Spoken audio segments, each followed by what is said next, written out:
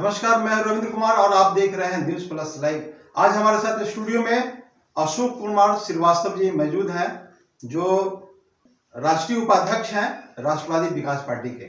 आइए आज उनसे पार्टी के संबंध में बहुत सारे मुद्दों पे चर्चा करेंगे। स्वागत है आपका हमारे कार्यक्रम में। धन्यवाद। सबसे पहले तो सर, आप अपना एक छोटा सा परिचय हमारे दर्शकों को बताएं। मैं अशोक कुमार श्रीवास्तव जी, राष्ट्रीय उपाध्यक्ष राष्ट्रवादी विकास पार्टी, जी, राष्ट्रीय संयोजक कायस्थ फाउंडेशन, जी, प्रदेश उपाध्यक्ष अखिल भारतीय कायस्थ महासभा उत्तर प्रदेश, जी, राष्ट्रीय महासचिव राष्ट्रीय भागीदारी आंदोलन, और मैं क्राइम रिपोर्टर हूँ KVM न्यूज का।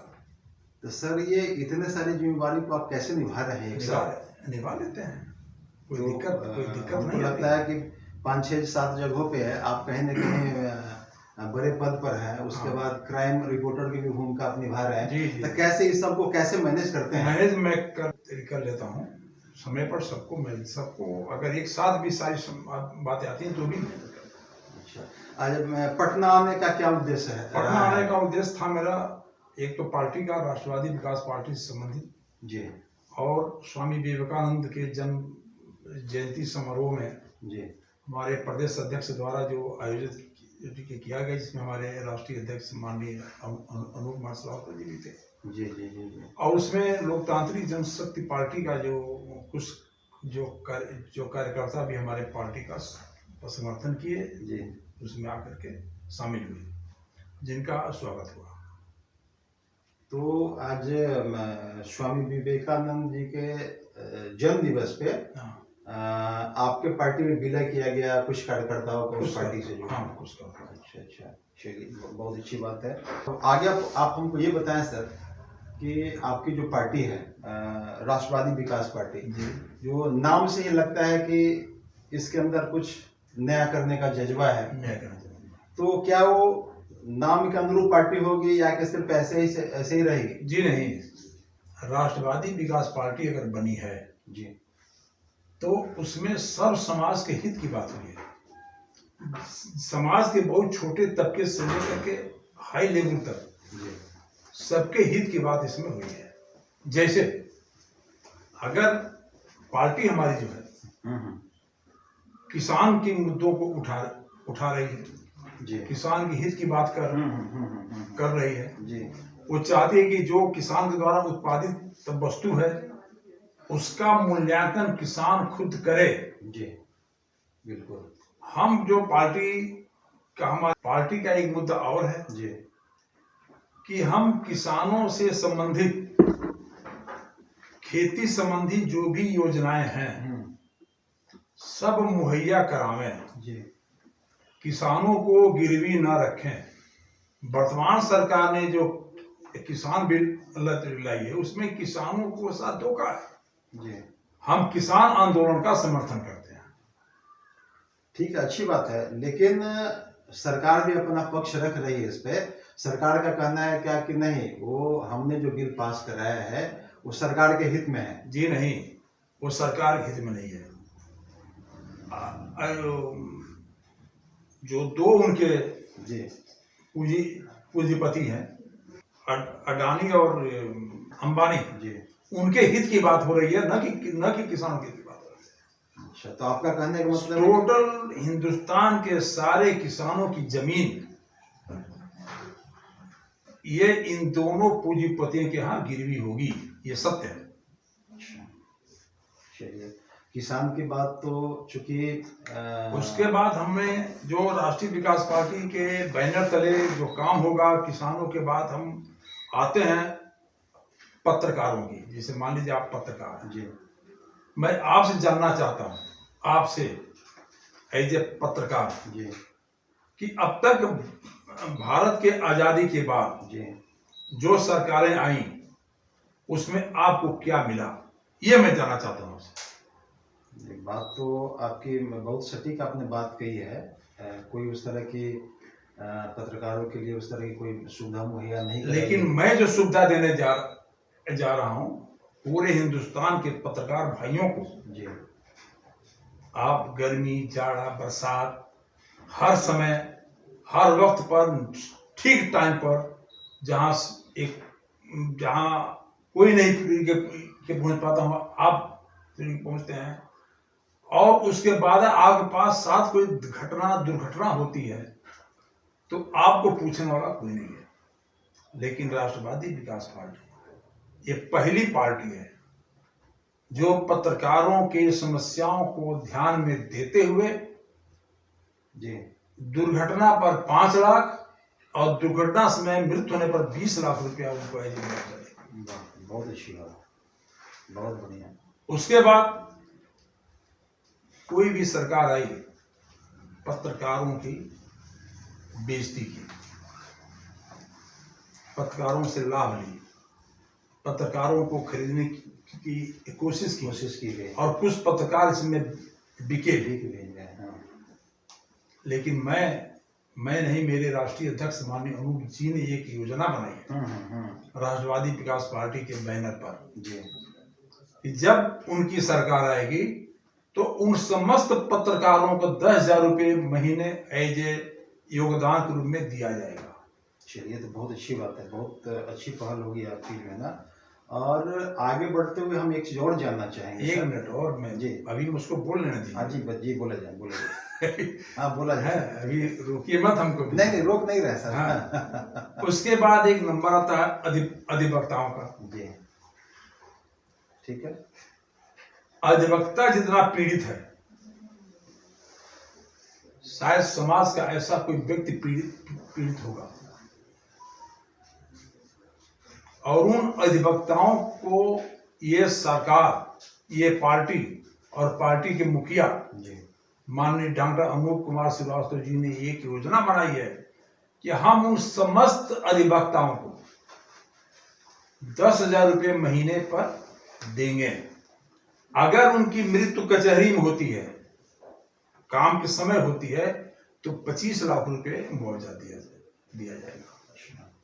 अगर उनकी मृत्यु घर पर होती है तो 5 लाख रुपये दिया जाएगा। और उनसे आश्रितों को 5,000 रुपये महीना पर मंथ आश्रितों को दिया जाएगा। ये हमारे डॉक्टर अनूप जी का ये घोषणा है। तीसरी चीज अभी खत्म नहीं, खत्म हो जाती है। ठीक है सर। तीसरी चीज बताइए। हम महिलाओं पर आते हैं जी।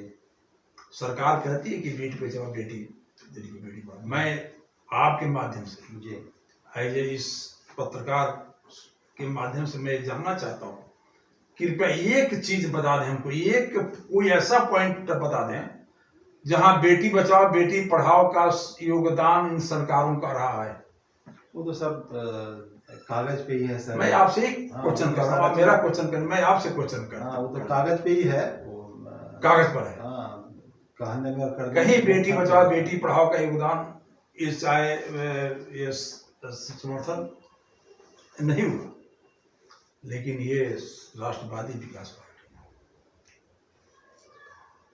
हमारे उत्तर प्रदेश में हाथरस कांड हुआ, हमारे उत्तर प्रदेश में कानपुर कांड हुआ, हमारे उत्तर प्रदेश में तमाम कांडे हुए।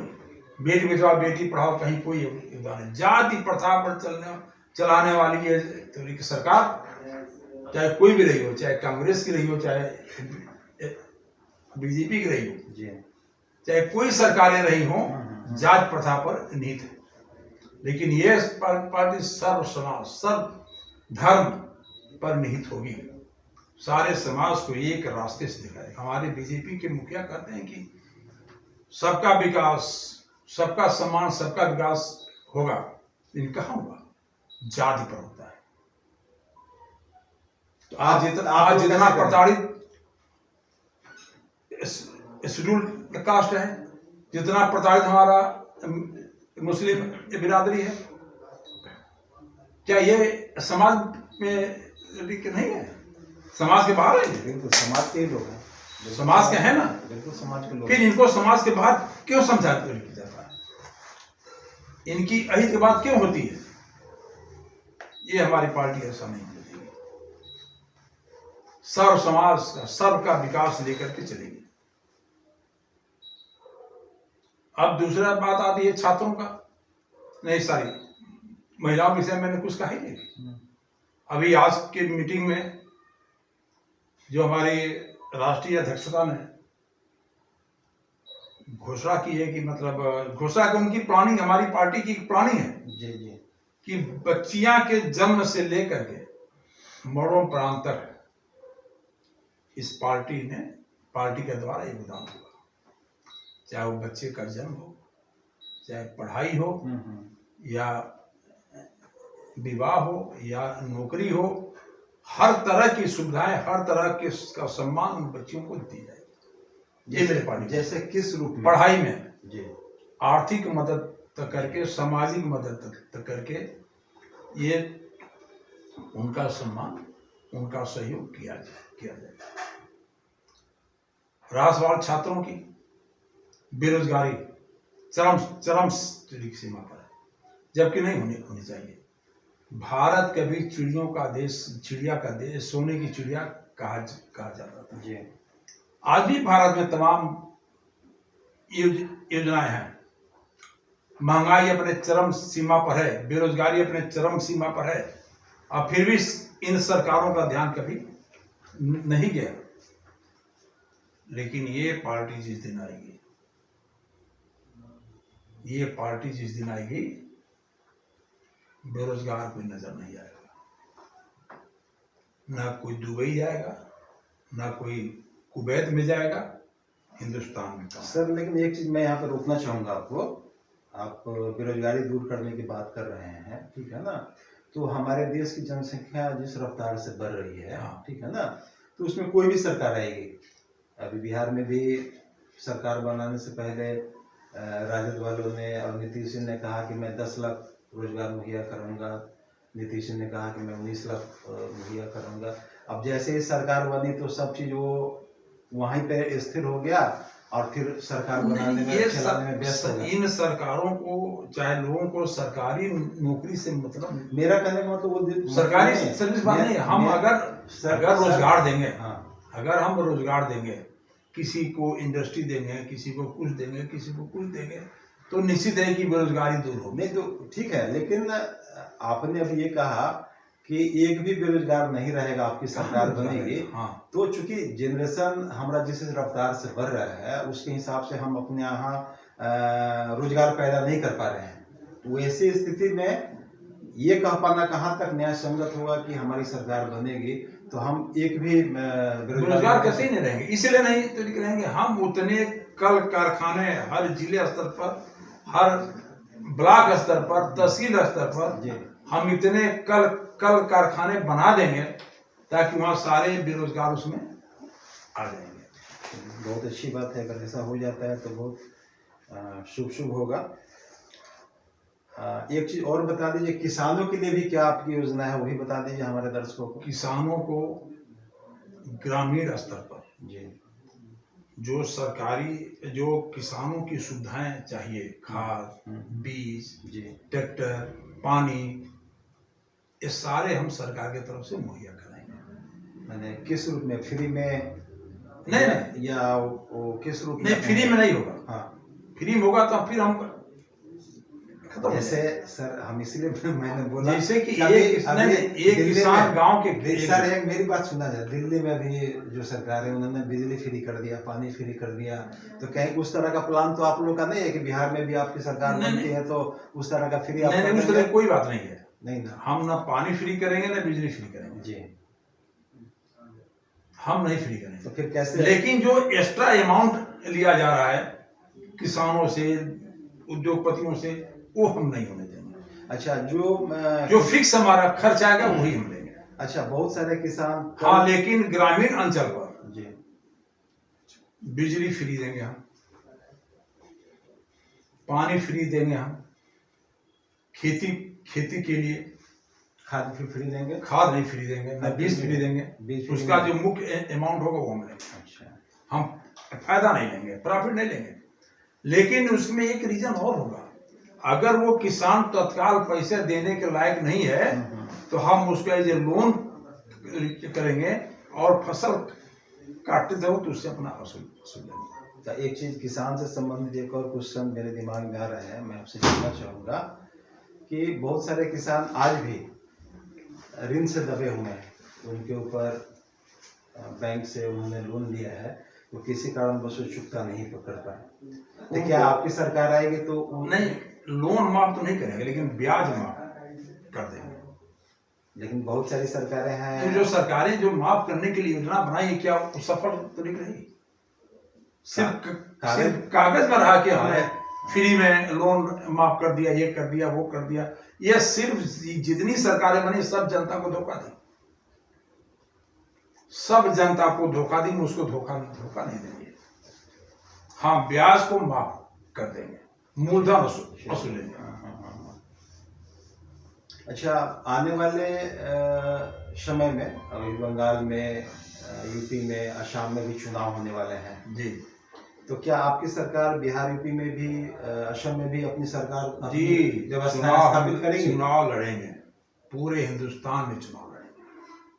तो उस जहां जहां चुनाव होगा वहां हम बदल के लड़ेंगे। तो जैसे अभी फिलहाल आपको बंगाल में होना है, तो हाँ, बंगाल में लड़ेंगे हम। तो बंगाल में आपकी क्या स्थिति है, आपकी पार्टी की वहाँ पे? ठीक चल रही, वहाँ पे आपकी पार्टी के लोग हैं? ठीक चल रही है जी। चलिए, बहुत अच्छी बात है। देश में जो आपकी विचारधाराएं हैं, अगर उसको लेकर के चलते हैं और उसके हिसाब से अगर आप लोग काम करते हैं तो निश्चित रूप से देश का कल्याण होगा। इसमें जी सर, बता दें आपसे कि ये एक ऐसी पार्टी है जो मुंशी जी आप जानते हैं जी, बोले। जो रजिस्टर्ड मुंशी हैं, जो तहसील में, कचहरी में, ब्लॉक में बैठते हैं, उनको भी हम योगदान देने जा रहे हैं, जो रजिस्टर्ड मुंशी हैं। क्या उनके लिए क्या योगदान होगा आपकी पार्टी? उनको हम 5,000 रुपये महीना देंगे। तो अभी एक चीज बताइए, आप जो रजिस्टर्ड मुंशी, हाँ, तो जैसे आप स्टूडेंट को भी पैसा देंगे, हाँ, जो छात्र हैं उनको भी पैसा देंगे? जी, पैसा कहाँ देंगे? हम तो फ्री में तो लिख पढ़ाएंगे, पैसा नहीं देंगे छात्रों को। छात्रों क्या बात होगी? छात्रों को नहीं, छात्रों की चर्चा ही नहीं किया। पत्रकार को भी जितने सबको आप मंथली पैसे, जी हाँ, इतने पैसे आपके पास आएंगे कहाँ से? ये इतने अर्निंग है इस पूरे हिंदुस्तान में कि पूरे हिंदुस्तान के सारी योजनाओं को, सारे कल कारखानों को अगर हम सही तरीके से लागू कर दें तो हमारा देश भी सोने की चिड़िया हो जाएगी। नहीं, वो चीज मैंने नहीं, जब सोनी चीजें मेरे पास धन आ जाएगा तो देने में कोई दिक्कत नहीं कि ये सारा धन जनता की ही है। नहीं, जनता की है, वो बात आपका कहना बिल्कुल सही है, वो उस बात से मैं सहमत हूँ, लेकिन इतने पैसे आएंगे कहाँ से? आ जाएंगे, ये मैं क्यों बता दूंगा आपको? उसका कैलकुलेशन आपके पास है कि? बिल्कुल है, लेकिन मैं बताऊंगा नहीं, वो मेरी योजना है। तो तुम नहीं बताएंगे तो हमारे दर्शकों को कैसे नहीं, वो कैसे योजना है? मान लीजिए कि मैं बता दूं कि और पार्टी लागू कर दे उसको, तो मैं ये बताऊंगा नहीं, तो मैं लागू करूंगा, मैं दूंगा नहीं। अच्छा, तो एक चीज सर और बताया जाए मुझे कि हमारे दर्शक आप जो योजनाएं दे रहे हैं उस पर ट्रस्ट क्यों करें आपके ऊपर, जो है ना, हमारे जो दर्शक हैं या बिहार वासी हैं, आपकी योजनाओं पर भरोसा क्यों करें? मैं एक मौका चाहता हूँ, एक मौका। नहीं, तो वही एक मौका मैं जनता से आग्रह करूंगा कि भैया एक मौका हमको दो, 1 मिनट। अगर उस तुम्हारे इस दिए हुए मौके पर खरा नहीं उतरता हूँ तो मैं तुरंत वहां की सरकार खारिज। नहीं, लेकिन क्या है, दोबारा चुनाव, एक मौका की बात नहीं है सर, एक मौका देने का मतलब सर 5 साल होता है, तो 5 साल में नहीं, तो अगर आप अपने वादों पे खरे नहीं उतरते तो जनता का तो नहीं, 5 साल हमको नहीं चाहिए, 3 महीने चाहिए। और बोलिए, मैं 3 महीने के अंदर मैं सारी योजनाएं लागू कर देंगे। हाँ, बिल्कुल लागू करूंगा। चलिए, बहुत अच्छी बात है। ईश्वर करे कि जो आपकी योजनाएं हैं, आपकी सरकार बने और उस योजनाओं का हमारे लोगों को लाभ मिले, इससे बढ़िया और क्या हो सकता है। जाते जाते लास्ट में कुछ समय और मेरे जहन में है, उसका भी आप जवाब देते जाएं सर, कि आपका जो बिहार में कार्यकारिणी है उसको देखने से लगता है कि आपकी पार्टी जो है ना प्रॉपर कैस्टों की पार्टी है, क्योंकि संगठन में मैक्सिमम लोग देखते हैं कि श्रीवास्तव है या इस तरह का दिखता है, तो क्या कहीं ना कहीं ये इस तरह की तो मानसिकता नहीं है कि एक कैस्टों की एक पार्टी हमको खड़ी करनी है? जी नहीं, ये सर्व समाज की पार्टी है, सबको लेकर धर्म की पार्टी है। हमको ये सिंबल नहीं, लगवाना है कि हम कायस्थ की पार्टी है। ये सिंबल तो सबको लेकर के चलेंगे, सबको लेके चलेंगे, जिन्हें समाज के सबसे दबे हुए से लेकर के बड़े तक सबको एक समाज लेकर चलना है। चलिए, बहुत बहुत धन्यवाद। आपने बहुत अच्छी अच्छी बातें बताई, अपनी विचारधाराओं से हमारे दर्शकों को अवगत कराया। हमको लगता है कि ईश्वर से हम प्रार्थना भी करेंगे आपकी सरकार जल्दी बने और हमारे जो बिहारवासी हैं उनको उन सब सुविधाओं का लाभ मिले। आपका धन्यवाद, आपका दिन शुभ। धन्यवाद।